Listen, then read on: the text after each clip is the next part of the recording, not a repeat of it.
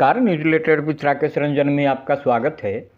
आज बात करते हैं भारतीय जनतंत्र की और जनतंत्र की वर्ग दृष्टि की।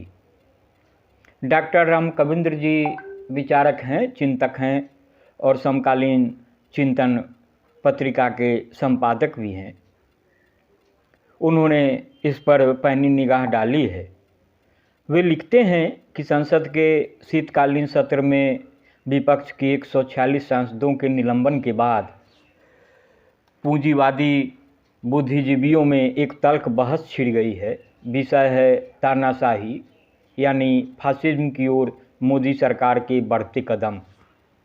अपनी आदत के मुताबिक ही ये बुद्धिजीवी अतीत की तानाशाही की व्याख्या करते हुए एक तरफ हिटलर पर हमला करते हैं तो दूसरी तरफ लेनिन, स्टालिन और माओ सबको तानाशाह की श्रेणी में डाल देते हैं।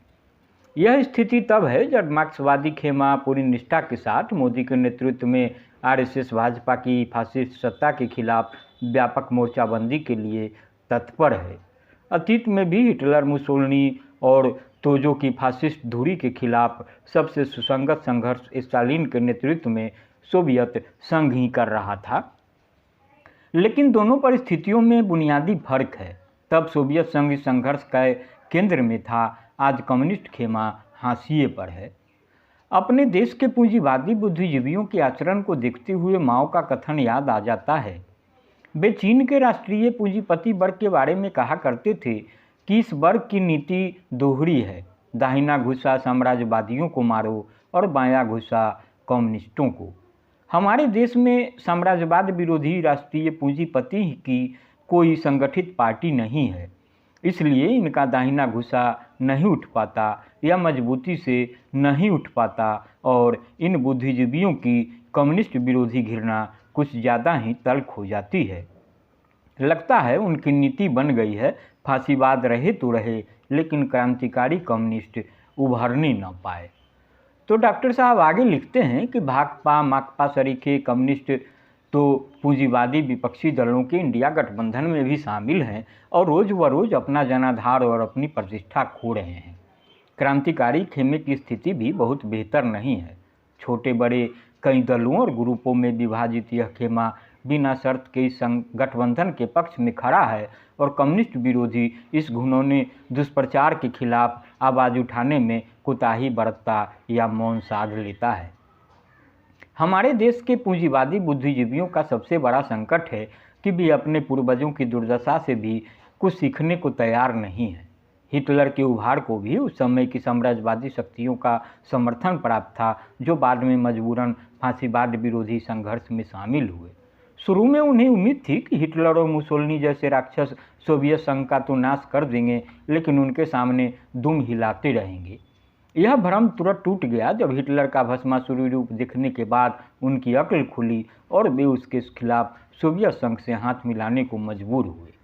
इसके विपरीत स्टालिन शुरू से ही मानते थे कि फासिस्ट शक्तियों का खात्मा जन मोर्चा यानी फासिस्ट विरोधी सभी शक्तियों के संयुक्त संघर्ष से ही संभव हो सकता है।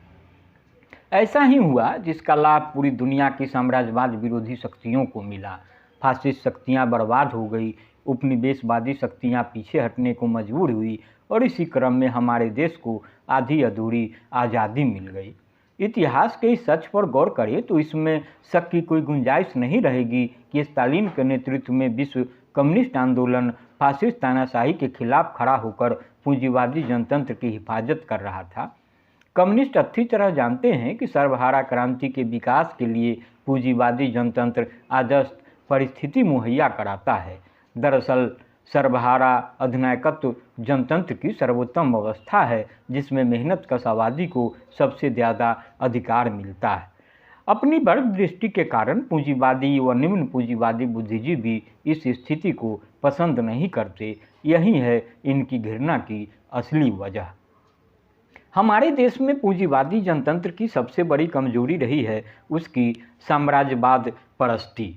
इस अर्थ में देश की आज़ादी भी सीमित है और पूंजीवादी जनतंत्र भी सीमित है। आज जो लोग देश की बागडोर संभाल रहे हैं, उन्होंने आज़ादी की लड़ाई में भाग लेने के बजाय हिटलर और मुसोलिनी का समर्थन किया था और अंग्रेज़ों की सेवा की थी। तब उनके चेले और भक्त अगर हिटलर की तारीफ करते हैं तो आश्चर्य करता।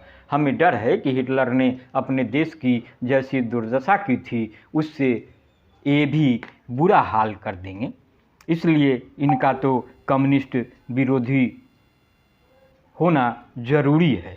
लेकिन साथ ही पूंजीवादी बुद्धिजीवियों की ओर से जारी कम्युनिस्ट विरोधी दुष्प्रचार का विरोध भी उतना ही जरूरी है। इतिहास का सबक याद रखें, साम्राज्यवाद और फांसीवाद के खिलाफ अंतिम और निर्णायक लड़ाई मजदूर वर्ग को ही लड़नी होगी। इसका रास्ता चाहे जितना टेढ़ा मेढ़ा और लंबा हो, इसलिए अपने दीर्घकालिक एजेंडा की उपेक्षा करना हमें अनिवार्यतः अवसरवाद की ओर ले जाएगा। तो आप इसे सुने और गुने। आज इतना ही। नमस्कार।